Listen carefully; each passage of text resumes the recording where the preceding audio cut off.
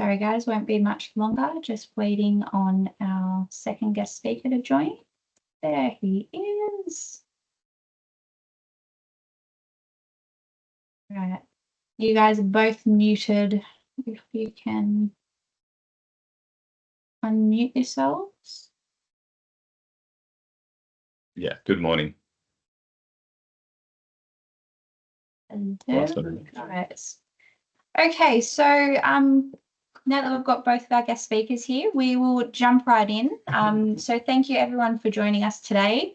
I do know that it can be quite difficult to find time to give up for events and webinars and things like that. So we do really appreciate you all jumping on, giving up half an hour of your time.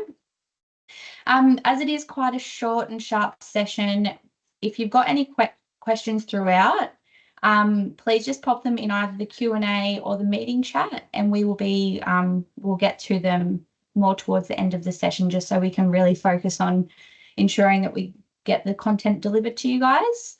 So yeah, let's not waste any time. We'll jump right in and get on into it. I'd like to firstly introduce our two great guest speakers. So firstly, we've got Chris Zammit, he is the Executive Manager of Security and Risk for Sheridan Consulting. So thank you for joining us, Chris. No worries, Jade. Thanks for having me. And we've also got Eddie Iddick, who is the Chairperson for Venue Safety and Security Exchange, also known as VSX, which was just held last week. So also thank you for joining us, Eddie. Thank you very much.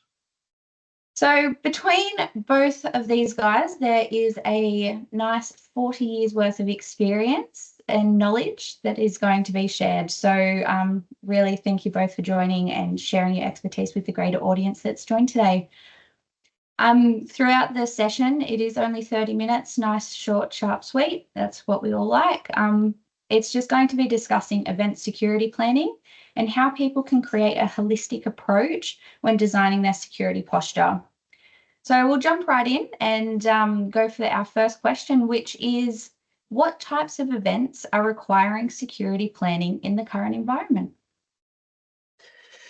Thanks, Jade.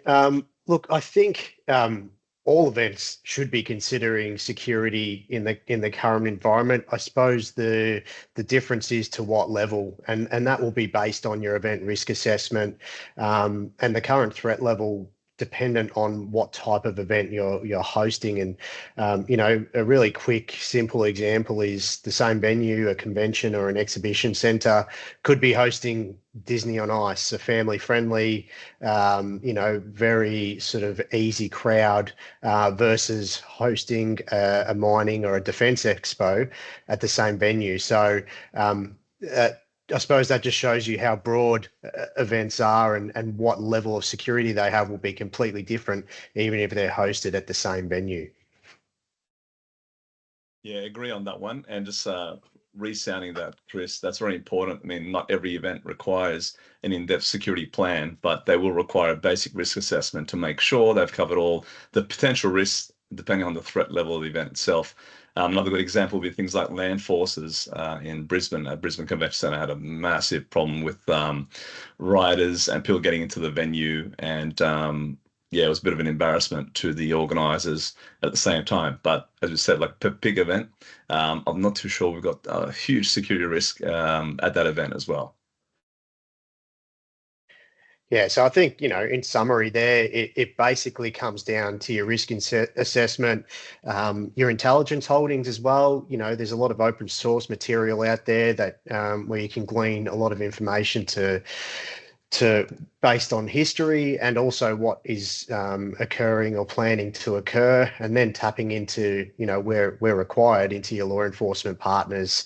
They might not share everything and where it comes from, but they'll certainly let you know whether you need to act upon certain intelligence by scaling up or scaling down your security posture. And in particularly New South Wales, we've got the New South Wales Police Counter-Terrorism database there as well, which you can subscribe to. And I'm pretty sure most of you heard of the SHIELD program, which is global at the moment. They've introduced last year to New South Wales particularly, and was rolled out regarding any intelligence of any kind of incident that could occur in New South Wales. and abroad as well. So that's pretty good to be a subscriber to. Or also there's also the ASIO element to that, which is the Business Government Liaison Unit, and they also provide great intelligence. But pick your cup of tea, I guess, with either one. I kind of find that we get more information from the New South Wales Police Shield program rather than ASIO at the moment. So I think they're kind of taking a bit of a step back at the moment in regards to providing that intelligence to major venues and major event organisers as well. Yeah, and Victoria's got the same thing, a Victoria Police Shield with a fortnightly update and regular sort of posting around protests and issue motivated groups that are known to be planned around Victoria. So definitely helpful just to tick off that list and see whether your event coincides with the planned protest. Yeah, definitely. Awesome. So there's definitely some really key things that you guys have mentioned there that sets the scene for what, holistic event planning can really entail and what is important to consider when you're planning your security for an event. And I think that's obviously the whole point of today's session. So how do you make sure that you're getting the right levels of coordination and communication between the venue, the event organizer, and then also the management planners? Eddie was kind enough to give me half an hour to talk about this at VSX, but the very high level version is around engaging early. So as soon as possible, getting on the front foot and getting all the relevant stakeholders, particularly those with a focus around security, safety, emergency management, in the room. And one thing I will say about that is sort of make sure that you've got your house in order to a certain degree before you go out to your external stakeholders, so that you come across as prepared, and have a joint sort of stance on how you would like to approach security. That being a venue, have your position and have it, nailed down internally. As an event organizer, also the same thing, because rest assured, if you look fractured when you're in that approach during that initial conversation, you may get run over and expectations may be sort of not set early in the piece. So I'd say, little things like understanding what everyone's roles and responsibilities are during business as usual, and then also how that escalates and potentially changes during emergencies. So, as a risk and security consultant, Eddie and I probably don't go in and run an event as such, but during an escalation or an incident, we may potentially step up as a chief warden and take control of that response. So your organizational structure can change depending on whether you're in BAU or emergency. So definitely something to make sure you've nailed down and thought about before you go out to your stakeholders. So just while you're talking about that, Chris, I'm sorry to jump in. Something that I have seen on LinkedIn that you have worked on personally over the past few years is Vivid. So I think everyone is quite aware of what Vivid is and how much of a beast it is. I'd really like to know how much planning and like the process for that event being so large scale. It's mega. For those that don't know, it's a 23-night light festival and cultural arts festival in May and June in the city of Sydney, hosted by Destination New South Wales. It's a mega footprint across the city, multiple road closures and so forth. It's become an iterative process. It's something that sort of has just finished, but the debriefs are starting to come out. So, certain groups get together and do their debriefs before a collective, and the planning literally will start in the next couple of months for an event that's going to kick off in May next year. So again, getting those stakeholders back together, getting first drafts of plans, obviously a whole heap of resourcing has to go into it too. So I suppose the bigger the event, the bigger run up you want, just because there is a lot more that you need to flesh out and task up. Yeah, awesome. Eddie? Yeah, absolutely. With regards to being from the venue side buy-ins and also being a consultant, and me coming from both ends of that spectrum, being within venues and dealing with consultants, And now being on the flip side as being a consultant going into venues, I know how important that venue safety, security, risk teams hold their kind of procedures close to their chest and want to make sure that their particular protocols are kept in place regardless of any consultant coming in. So it gets a little bit tricky sometimes. You got to get the buy-in from the venues, you got to get the buy-in from the event organizers, and you've also got to get the buy-in from all the stakeholders involved for that particular event of what you're thinking. Because some particular venues might not have the experienced risk leaders per se. Whereas if you've got someone coming from the externals, they might see it as a threat at the same time as well. So it gets a little bit tricky when it comes to putting together, those kind of plans and get that buy-in.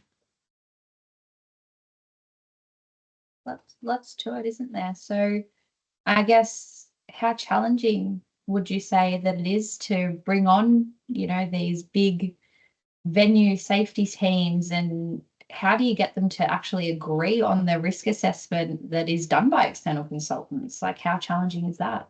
Yeah, good point. So, a good example of mine is that I was a consultant for a major robotics soccer game event called RoboCup, and that travels around the world. And we had in Australia a little while back. This is just one event of many that I'm talking about, but coming in as a consultant and us doing the risk assessment, the security management plan, it was really hard to kind of balance that with the venue and with our plan because ours were quite detailed and we wanted to touch on all areas. And the venue was like, okay, no, I think we can kind of do it A, B, and C. And I was like, oh, okay. So it's just a matter of everyone kind of coming to the party in between and everyone, and all depends on the risk appetite of the venue at the same time, and not to mention the actual event organizer. So at the end there, I think the venue is probably the people with the obviously their house, isn't it? So we're going to make sure that we're going to kind of give a little bit as well, and to come to that party of everyone meeting somewhere in between, where not is it just safe, but it's secure, and we're kind of getting everyone's buy-in from the venues, the event organizer, and also the consultant at the same time. It's sometimes a bit of a tricky beast, but open communication, regular communication, as Chris said, engage early, make sure those discussions are had, roles and responsibilities, and what the plan will be come game time, if you will.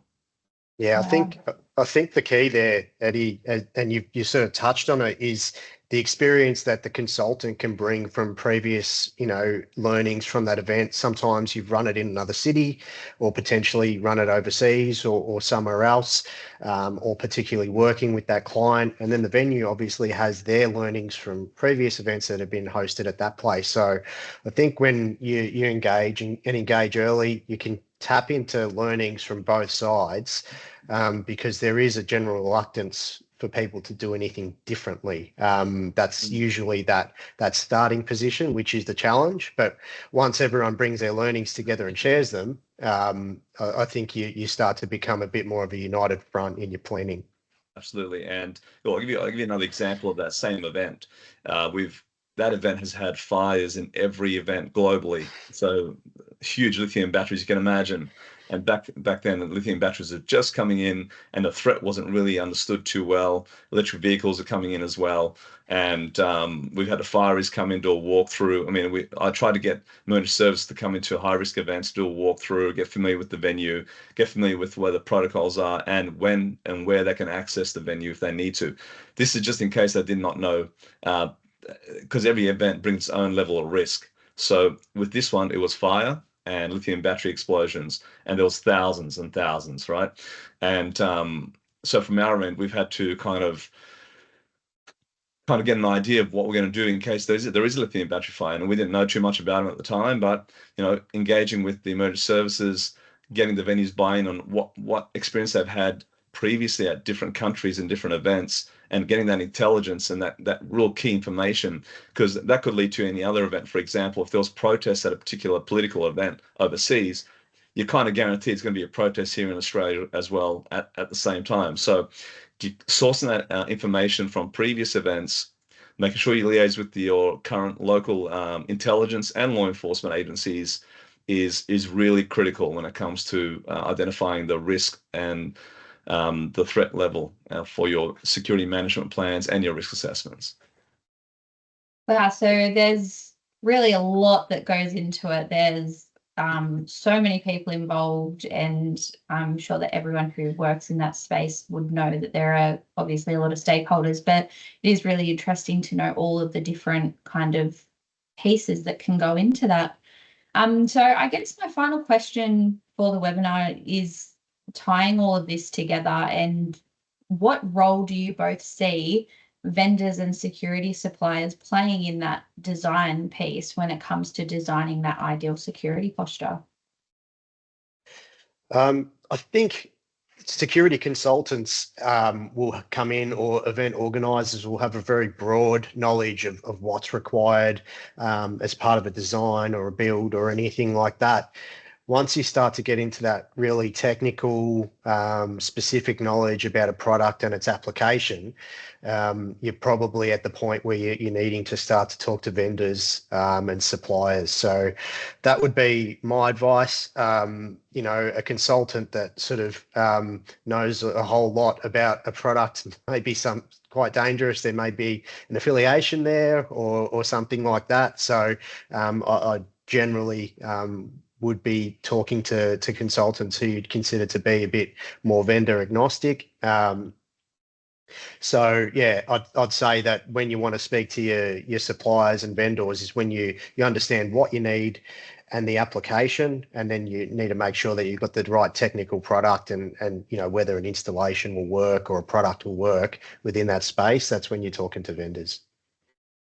And make sure it's fit for purpose. I mean, Chris has got a good point there. I mean, we can be consultants and go in there and think we know everything, but when it comes to specific events, there's specific security requirements, their crowd safety requirements, we might need some specific advice from subject matter experts as the vendor, because they know the product better than we do, and who better than to engage that supplier to make sure that we as consultants and venues for that matter understand the product better and how to use it if it's fit for purpose.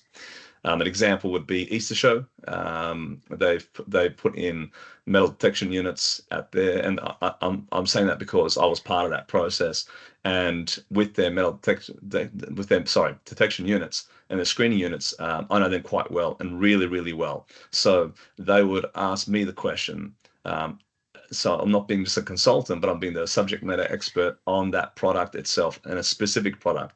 So if we're going out there as consultants, or even venue security teams or venue safety teams that want to, give that 100% quality of service, then you'd be open to subject matter experts like the actual suppliers to tell you how that product could fit for that purpose or for that event.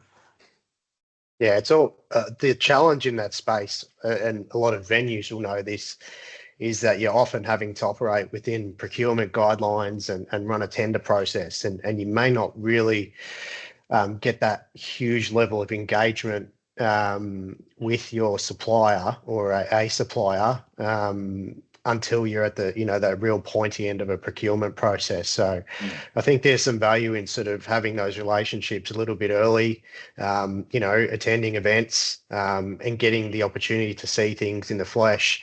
Partnering with your fellow venues and seeing what they've got in place and understanding the processes they went through with suppliers. So you get that little bit of an insight as to what it will be like, rather than reading it off a piece of paper in a multiple page document with, strict timelines and pretty much a bottom line or a budget that you're working with. Absolutely. Jade, one of your products, for example, I saw at VSX was the under vehicle screening units. Like, I mean, at the end of the day, we could obviously recommend that, but how that particularly works and what it detects and how it detects and what the technology is behind it, is any artificial intelligence built into it? That would be some that your team would know, not us particularly. We could say we would need some under vehicle screening at your loading docks going into your venue or the event itself, just so we can add that layer of protection and detection. But if someone asked me about that right now, I'd be like, okay, let's talk to you, for example, Jade, and give us an idea about what it does. So we, as a consultant, kind of have that knowledge we can pass on to our particular clients or our venues or our events. Yeah. Okay. That's really interesting. And mentioning the UVI example it's quite relevant at the moment. So I guess what I'm kind of taking away from this is that there's three key pillars, I guess. And the first is that everyone understands what the need for security is. So why does the client want this, or why do the consultants recommend this? Like, what is the actual need for it? I would then say early engagement from all stakeholders is very important, and also working with trusted advisors. So you don't want to be working with people that you don't believe what they're saying, or they're not recommending the right fit for purpose product. You want to make sure that you've got people that are going, oh, I understand that you're recommending this product, but I actually have this product that I think would be better suited for this scenario. So would it be accurate in saying that that's the kind of key takeaways of today, those three things? Yeah, yeah, absolutely. Just to touch on that one a little bit more, the first piece around, understanding the need is just, it comes back to that threat and vulnerability, understanding what the threats are to your event, to your workplace, and what the particular vulnerabilities your workplace or your venue has. So I think, a good way to explore this, and to sort of really clarify those roles and responsibilities to, I've seen a question there from Will in the chat, but it is to run exercises, and run, like, to test your processes and understand who will do what in what scenario, just to make sure it's absolutely crystal clear as to who's stepping up and doing, taking a particular approach during a normal incident versus a full-blown emergency. Every venue or every event will be slightly different in that respect. A lot of venues, a built venue, will keep things in-house and run their chief warden themselves, versus an event out in Greenfield will often hire, engage someone to run that role for them. Yeah, so I'm glad that you touched on that, Chris, because I was about to say, we've come to the end of our kind of questions that I had for you guys. So if anyone in the group at the moment has any questions for Eddie or for Chris, I would encourage you to pop them in the chat now, and we can quickly answer them. If not, we will always be open for contacting after this. So just while anyone gathers their questions in the chat, we might just do a quick round table of where to find you and how everyone in the group can contact you post meeting if they wish. We'll start with you, Chris. Yeah, thanks, Jay. Look, Sheridan Consulting Group. You're happy for you to reach out to me by any means. Phone number through my email. I know a lot of the people in this chat, so that's fantastic. Or via LinkedIn. And Jade's obviously got my contact details too, which can be shared. So, we can help with infrastructure through to event and emergency risk planning. You're quite versatile in what we do, but always open to a discussion. And we always say that if I don't know the answer, someone in the team will. So we've got quite a good depth of balance there that we can tap into. Beautiful. So just before we move on to you, Eddie, we might just quickly go with Will's question in the chat. So the Men Arena bombing investigation highlighted that the grey spaces between different jurisdictions was one of the vulnerabilities that was exposed. How do you best manage that risk during an incident when responsibility is being passed between the different bodies in a live scenario? Did you want to go at that one, Eddie? I did want to touch on the complacency of security personnel on that particular point as well, especially with the Manchester Arena. But did you want to touch on anything else before I go into that? No, go for it, Eddie. I think it's really relevant. Look, the biggest flaw with that Manchester Arena bombing was complacency and obviously breaks and gap filling with security personnel. Now, a real big thing with generally with events is complacency, and complacency always is what causes an issue within a major event. So, staffing numbers plus quality of security personnel, briefings, and able to respond in emergency. These are key things that I will always want to put in place when working in venues. And because the most important thing is at what stage does your contract security, for example, personnel turn into an emergency response officer? And do they know your venue and what to do?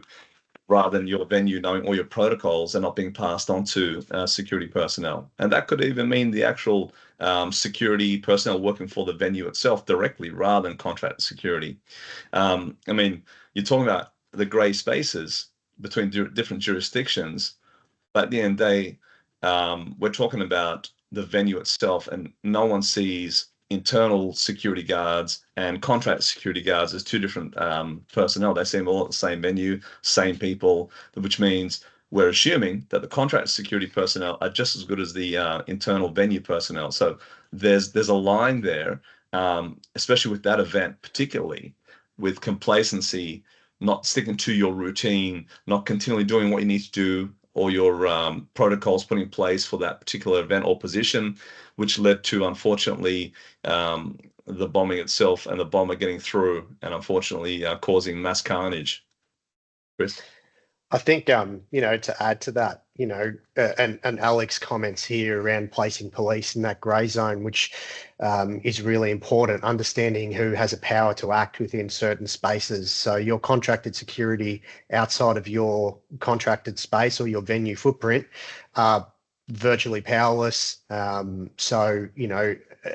They're already operating in a pretty tightly or limited capacity as security. Placing them outside of your footprint gives them absolutely no power to do anything. So placing police in those positions is absolutely key. So I think, again, it comes back to that piece around understanding roles and responsibility is the key. The guys over in Canberra clearly have it nailed. I also want to touch back on Will's question again in regards to the chief warden during an incident. Does that make the consultant responsible for the decisions being made on behalf of the venue? Not always, because you'll have events where you have the venue taking charge as a chief warden and the consultant being a consultant within that structure of the emergency control organization. So it's really important that that's defined at the beginning of an event to see who's going to be in charge. For example, during Vivid, I know Chris's team would be a chief warden overall, overseeing police, fire and ambulance and local police and also rangers and medical personnel, so St. John. So that has to be agreed. And once again, that buy-in piece is really important before any event starts. To determine who and who's going to be in what role at a given time and who makes the call. Because the last thing we want is a call being made and then a venue representative coming saying, "No, we want to stop this halfway through." That is not professional and can result into quite detrimental results as well for that event. So just be careful there. Awesome. Well, thank you for your input on those questions. So we've got a minute left. So Eddie, if you want to give the guests your contact information, where they can find you. All right, 041. No, I'm joking. If I'm obviously the chair of VSX, Venue Safety and Security Exchange Conference, happening again in July next year, probably towards the end of July. So please put aside some time for that. My company is actually VSX Safety and Security Proprietary Limited. So the division is a conference on one side, and on the other side, I am a consultant and trainer in security, emergency management, and medical response as well. So we have a team of consultants and also trainers, and we run a conference. So you can catch me on LinkedIn at any time and go directly through LinkedIn. I can pass you on my details for those who haven't got my email already. Perfect. Thank you so much. So I'm just going to quickly explain Gunnebo a little bit and how we can actually assist with event security planning. So our product range varies from hostile vehicle mitigation, entrance control, integrated security, and safe storage. So we've got quite a vast product set, and it can really give that nice holistic approach to security. So yeah, you can visit our website, and yeah, so it's gunnebo.com.au. Thank you everyone for joining. Really appreciate it. Really appreciate you all setting apart some time. And have a lovely day. Thank you to our great guest speakers for joining us. Thanks, guys. Have a good day. Thanks, Jade. Thanks. Cheers. Have a lovely day, guys. See ya. Thank you. Bye. Bye-bye.